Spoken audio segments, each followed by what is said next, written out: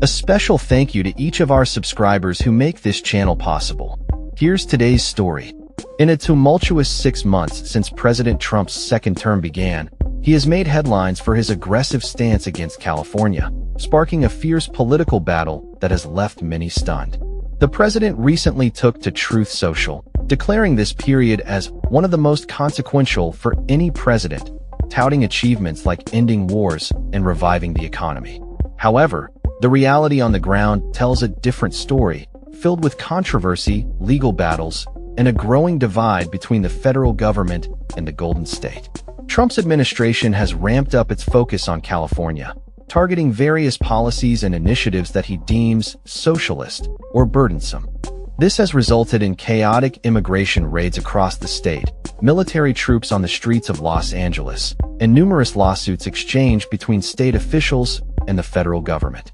The president's aggressive tactics have raised eyebrows, especially as a new CBS News/YouGov poll reveals that 75% of Americans disapprove of his administration's handling of critical issues. Trump's focus on California is not merely a political strategy. It appears to be a calculated move to galvanize his base, showcasing visuals of immigration and customs enforcement, agents rounding up immigrants in liberal areas as a rallying cry for his supporters. Bob Stutzman, a GOP strategist, highlighted that these actions create a live TV show that appeals to the MAGA base, turning the state into a battleground for Trump's right-wing agenda. The antagonism is not one-sided. California has retaliated with over 30 lawsuits against the Trump administration, challenging cuts to education funding, voting restrictions, and environmental regulations.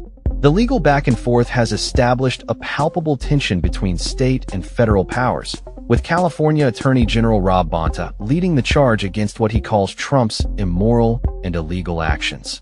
Amidst this political warfare, local leaders like Los Angeles Mayor Karen Bass have found themselves in a precarious position, defending their cities while also navigating the fallout from federal actions.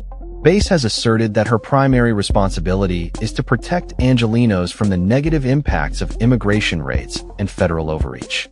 Meanwhile, Trump has continued to push his agenda, recently signing legislation aimed at undoing California's strict emissions regulations and rescinding funds for a high-speed rail project, labeling it a boondoggle. The president's approach has raised concerns about the implications for public safety, with local officials arguing that militarized federal agents have exacerbated tensions in immigrant communities.